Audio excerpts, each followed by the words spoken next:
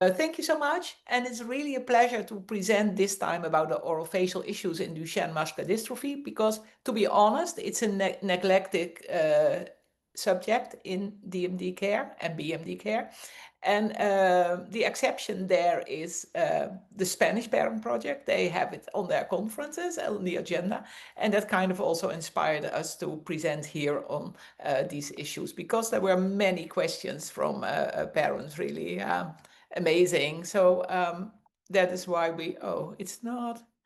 Okay, there we go. So in the Lancet, we all say, okay, we present at this conference evidence-based medicine. Well, in the orofacial part, there's not a lot of evidence-based, and that is also reflected in the Lancet Standards of Care, because there it said basically what you say for all patients, and that is make sure they have regular dental care, ensure that the primary care provider or dentist applies varnish on their teeth to have protection, and make sure that fluoride is supplemented for patients with unfluoride water. So it is, I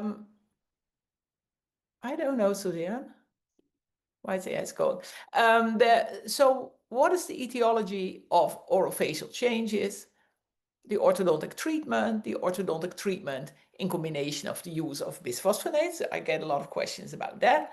Bisphosphonate related osteonecrosis of the jaw, what's the risk there, and the importance of oral health in DMD. And then not only for the teeth, but also for their general health. So we all know lack of dystrophin leads to muscle breakdown, fibrosis, infiltration. Same thing happening in the face and in the let's say whole orofacial area, which leads to loss of function and deformities. So what we see is orofacial changes in DMD, which were in my profession already described in the 90s.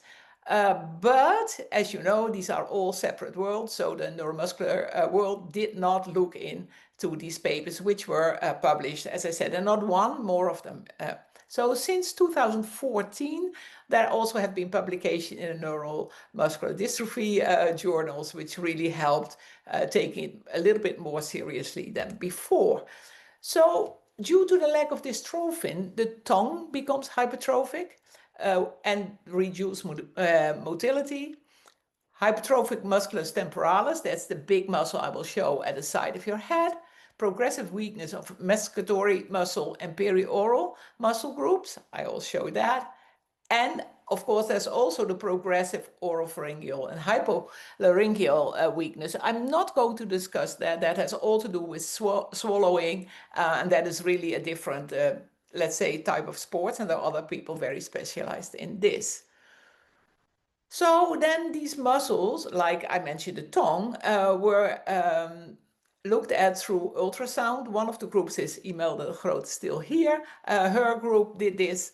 So they looked at the tongue, at the thickness of the tongue motility, the tongue pressure, which degrees both. And you see that the tongue lies on the occlusal, and occlusal is the plane where you chew with. You know, if you go with your tongue over your molars, you feel this surface where you eat, and that's the occlusal surface of the mandibular teeth as the jaws are relaxed. But they also put it over the anterior teeth. So the upper and lower teeth hardly touch each other because the tongue is there. And teeth have the habit to stop growing the moment they touch something. So if they touch the tongue all the time, we know it from children with thumb sucking, you know, that the teeth are in another position and stay higher because the thumb is there. And the same is for the tongue. So that is not just something to ignore. It's part of a problem. These are pictures of the presentation by the group of Imelda de Groot, where they did ultrasound. Other muscles were looked at also with ultrasound, but also with MRI and with EMG. So this enlarged and weaker tongue causes dental deformities, and that causes problems with chewing, problems to move the food through the mouth, problems with cleaning, because if the tongue is so big and you want to brush your teeth and you can't come between your lower molars and your tongue, for example. In some children, you see huge cavities there because nobody ever cleans it there. Problems with speech. Some boys have very large tongues and really have problems articulating. And there's also, as we mentioned before, another subject, the problem with appearance. You know, if you have a big tongue, it's not very nice to see sometimes. So these are the two muscles when we speak about chewing. So I take my laser about the chewing. This is the temporalis. This is the masseter, and these are both muscle groups that are important in chewing. This one becomes hypertrophic. This one, there are different commands, but mainly what they say is that this muscle gets weaker and that the structure, on ultrasound, the structure of the muscle is changing, but not that it's really hypertrophic. This is the orbicularis oris, it's called, and that's the muscle to close your mouth, which is also an important muscle, because if you can close your mouth, you can keep your food in while you're swallowing, that your food doesn't come out. You can, with speaking, it's important.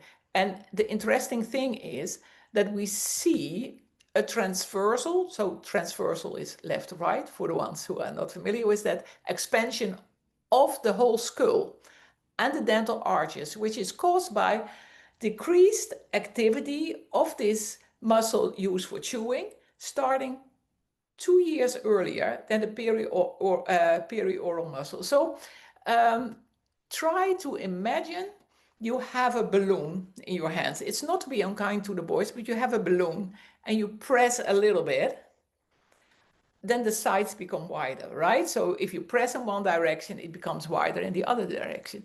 And that is what we see, and I will show that. And also this large tongue, which has very low tonus, helps to kind of, well, helps, causes that things are moving. And especially in the lower arch, you see serious deformities because of this.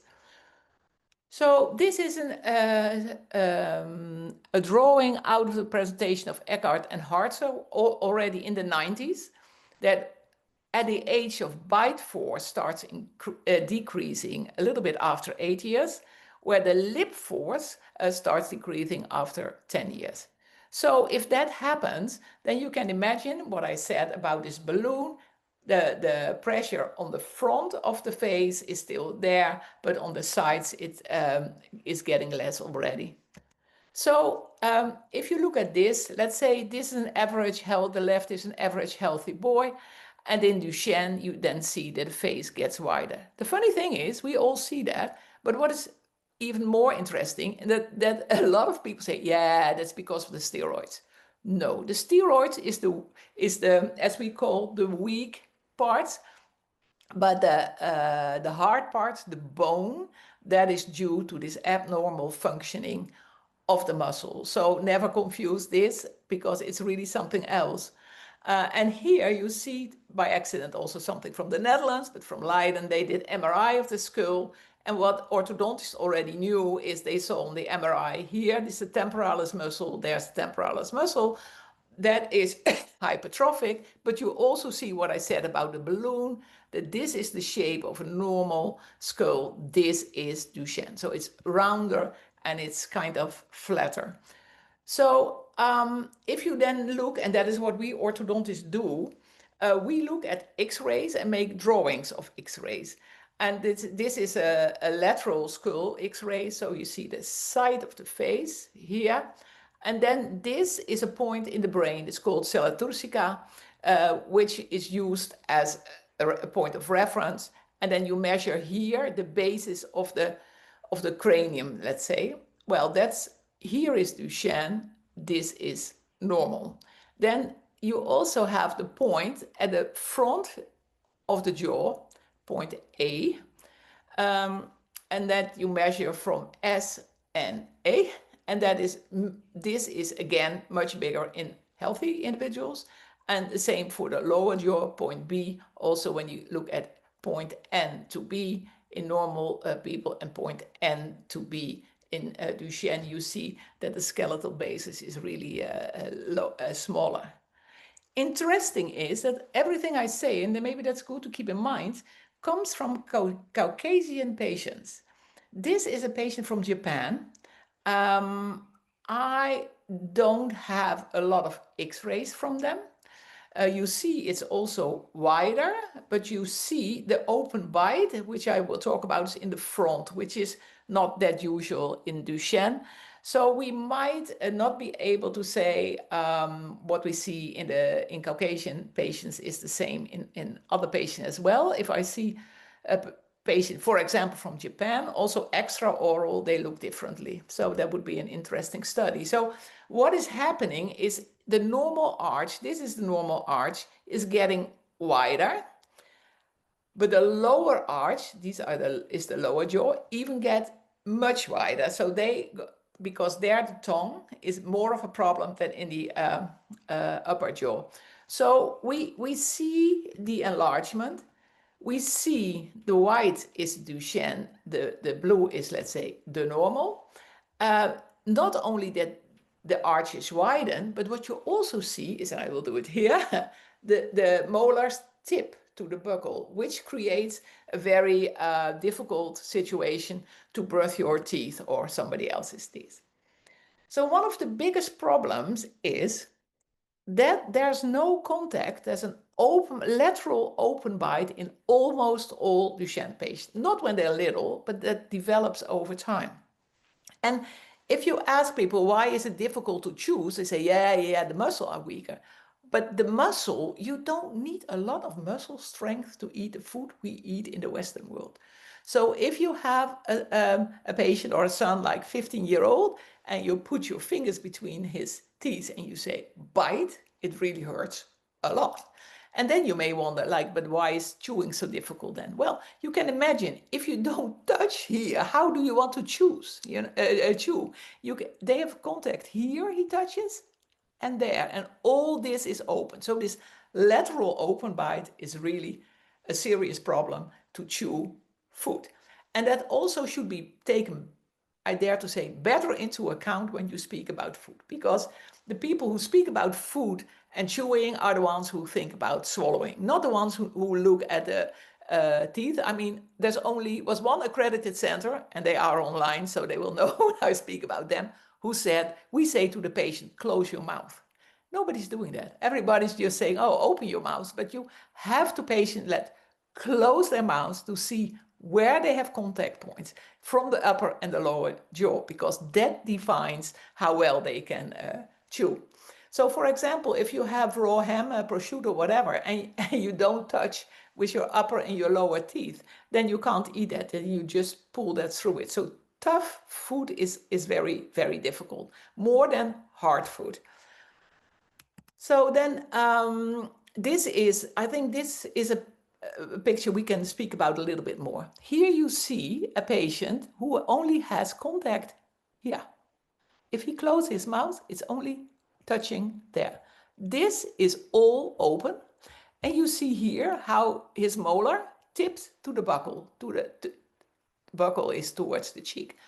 So in that case, it's really difficult to clean it here, but also to chew something. If this all is open, and then you see also the lower arch is super wide, and that you see here that the lower arch is wider than the upper arch. Well, that's not how it should be.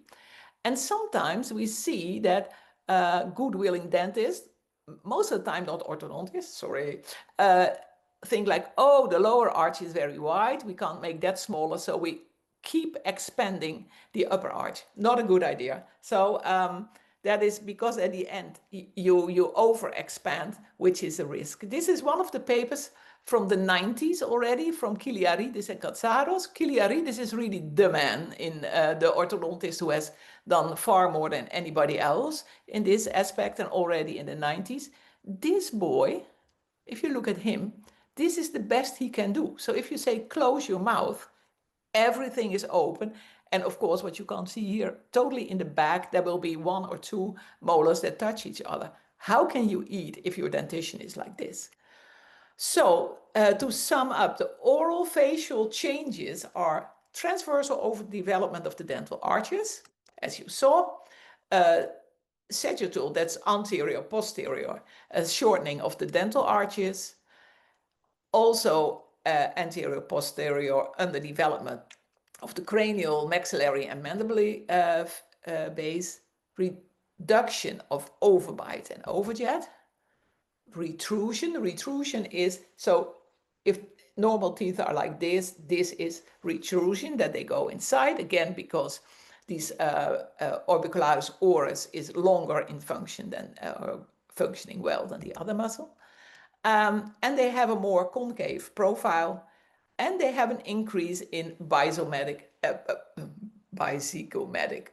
width, which is here. So the wider face, not only steroids, also bone.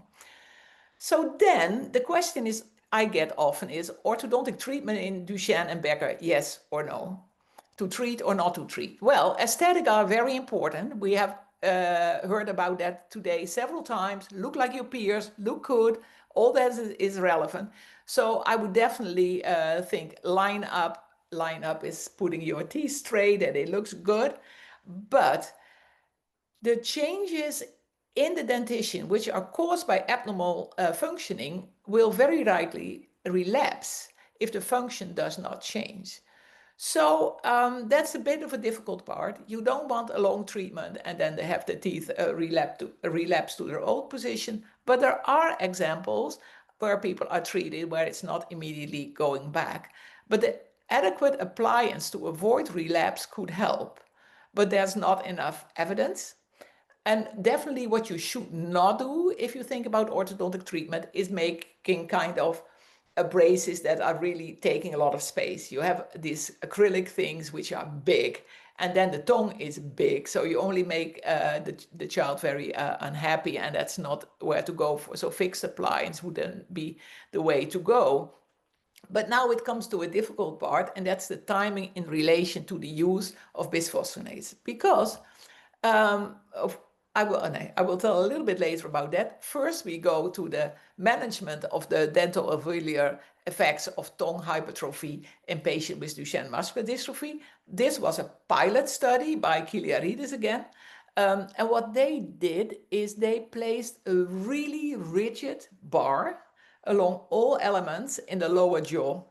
So then they looked at these patients subsequently, and they saw that the patients who had this bar, so kind of holding the whole mandible, the teeth in the mandible together, that gave a much better outcome. So they didn't see the changes they saw in the untreated patients. However, again, that's a thing in your mouth you have to clean and so on. But that it would be nice if we would see a larger group where they did this. But again, this is a very reliable source. And then another thing was using chewing gum, which was again an idea of Kiliaridis.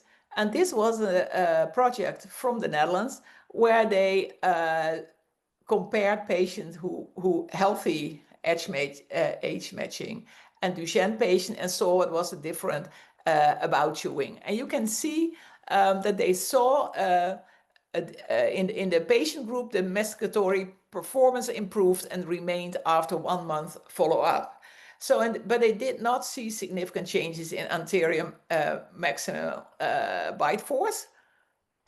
However, if an orthodontist would have been involved in this, we would have looked at occlusion as well, how the teeth fit. So then you might have had to do it a little bit longer. But again, the bite, as we said, the bite force is not the biggest problem. The biggest problem is the occlusion. So that would have been nice to know. But maybe somebody picks it up and will do it over a longer time, and also look at the occlusions, how the teeth fit after using gum chewing. There's one more thing I should say that. As some Duchenne boys have problems with bloating, you get more air in your stomach when you use chewing gum. So don't go all after lots of chewing gum, because it might have a flip side as well, which might even not be worth it. Again, this is not really strong evidence. It only shows that it looks at the patient can use their tongue better. So so we think that the improvement in chewing may be related to the changes of the neuromuscular function and coordination, resulting in improvement of skills in performing mastication. So that's the idea. But I would, before starting to use a lot of chewing gum, I would discuss with my team, my neuromuscular team. So then the next question I get in terms of orthodontics is the use of bisphosphonates. So the first is bisphosphonates are also discussed in orthodontics for a different reason. And that is you need osteoclast activity to move teeth. So if maybe you never thought about it, how is it possible that till a late age you can move your teeth around? But that's because you have osteoclast on one side of the tooth, osteoblast on the other side of the tooth, and that is how it can gradually move. So if you take bisphosphonates, in principle, it's harder to move teeth. I can't say based on data it's not moving, but it's for sure makes it more difficult. So that's one reason to really look into the timing of orthodontic treatment and the use of bisphosphonates. But also, it is mentioned, which is funny, kind of, the use of bisphosphonate to prevent relapse. So they say, okay, if teeth can't move or will move less after while you are using or after the use of bisphosphonates, then maybe you can prevent relapse going back with that. This is typical an orthodontic thing, but for the patient, the most worrisome one is that in the literature, there's a lot to see about the risk of osteonecrosis, especially in combination with infection and trauma. And there's a higher risk of osteonecrosis, and that's mainly in the mandible, seen in older patients. So it's postmenopausal women and also in cancer patients. So Duchenne and the use of bisphosphonates, there's not nothing to learn there in the literature. But consider that higher risk could be for osteonecrosis when older Duchenne patients are using bisphosphonates for years. Then there's a higher risk you will see osteonecrosis. And the use of steroids could potentially increase the risk, as is infection and trauma. However, in children, this is a study in children with cancer who had how do you say that? Who used bisphosphonate. They did not see really serious problems. However, it's always recommended to do invasive dental procedures before you start bisphosphonates.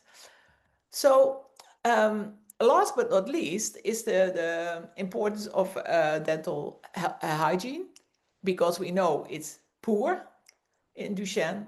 There's more caries, there's more teeth missing, failed, etc. There's inflammation, gingivitis, but also periodontitis. There's a lot of plaque, which you also saw in the picture of the boy we looked at, and there is delayed eruption of permanent teeth. You can't do a lot to the last thing, but the hygiene, as you can imagine, is super important. And one of the things you can do also, and you have to look at, is try to avoid mouth breathing, because mouth breathing in general, not specific to Duchenne, leads to tooth decay, gingivitis, periodontitis, cavities, malocclusion, speech and swallowing difficulties, enlarged tonsils and adenoids, cough and infection, bacteria and virusing, slipping into your respiratory system, and worsening sleep apnea. All things we don't want to happen in Duchenne. So if you have the opportunity, I don't say you will succeed in all your patients or all your children, but at least it's worth trying. And I know that parents are often like, yeah, but you can't do anything. You can, not for all patients, because if the cause is that your nose is blocked or other things, then it might be harder. But it's often a habit, and you can just put a tape over their mouth. And it sounds Sounds very barbaric, but it's not. You can do it. And of course, all these things are more difficult if children have behavioral issues, which I fully understand, but it's worth trying to avoid problems in the future. So poor oral health also has consequences for general health. There's a correlation with diabetes. There's a higher risk for pneumonia. There's a higher risk for osteonecrosis of the jaws, especially the mandible. So poor oral health, and you have to imagine that if you have a gingivitis and a periodontitis, so infections in your whole mouth, that is a surface in total, the size of the skin of your upper arm. If you would have an infection there, you definitely would say, whoa, this is not healthy, you have to do something. But again, generalized gingivitis periodontitis is a huge problem. So, and then we come to the painful part, and that is that dental hygiene is not sexy in Duchenne treatment because there are all these other things and questions about cures, treatments, whatever. But the moment your patient or your son is older and he needs extensive dental treatment, you really regret you didn't go for it earlier or for dental hygiene, because it's very difficult to treat them optimal dental treatment in Duchenne's. It's almost impossible because they are positioning in a chair. In the dental chair is not comfortable, but in the dental chair, the clinician is not seeing what he is not seeing what he's doing. I mean, to a certain extent, yes, but it's really much more difficult to do well while you're hanging over somebody who's in a big wheelchair. And often they can't go flat enough. They have a limited mouth opening, hypertrophic tongue, ventilation, mouthpiece, the risk of aspiration, the trauma, which we already said we don't want, and the needed anesthesia. So my main message today is make sure that when you become an adult Duchenne, you still have a healthy mouth, no cavities, no infection. And it can be done. It can be done, but again, it has a low priority. I'm almost there. Removal of third molars. I get a lot of emails about that, especially from the US, because they are far more aggressive to remove the third molars. And you can almost compare it with a tonsillectomy. You know, when I was a kid, everybody had a tonsillectomy. So there are also, let's say, cultures where everybody should remove their third molars. But in fact, you really should make sure that it is in the benefit for the patient, because in the general public, it's already 10% of the people who seek post-surgical emergency appointments after removal of third molars. So try to imagine how this will be in Duchenne's, where it's also more difficult to treat. And I think individual benefit risk analysis is really needed, because most third molars are removed as they call preventive. But what are you preventing, and what is the risk it's coming with? So prevention and dental hygiene is really key. So good instructions. The neuromuscular team should really be aggressive on checking if they go to the dental control, who's brushing their teeth, if the hand functions gets weaker, who's brushing them. If a child, some people think, oh yes, an electric toothbrush is ideal because that brushes itself. But if a child with Duchenne gets his arm function and hands are weaker, then that's a really heavy thing to hold. So look at what is the best for him. And then the other thing, which is not always favorite to say, but nutrition, nutrition, nutrition. For example, what is worse for teeth is a low pH in combination with sugar. That is really something to kill your dentition, especially also in children. So think soft drinks, low pH, sugar, yogurt drinks. Some people think, oh, we give my child yogurt with honey. Wrong, because yogurt has a low pH, honey is sugar. No sticky sweets, and try to reduce the sugar moments as much as possible. No lollipops. And more difficult due to the big tongue, more food retention. So really make sure you see what you're doing if you brush teeth. So you can do that by putting just the gloves on and really put the cheek aside, and with maybe an instrument, or your fingers just put the tongue aside so you really see the teeth you are brushing. Rinse after every meal. Make sure you go for the sealants and the fluoride, which already can start at 6 months. So the wrap up is, oral health is even more important in DMD than in the general population. Dental intervention become more difficult over the years, so prevention is key. Really make sure that you don't end up with 16 cavities in a 20-year-old, and it's terrible. And imagine how to do, for example, root canal treatments in somebody who can hardly open his mouth.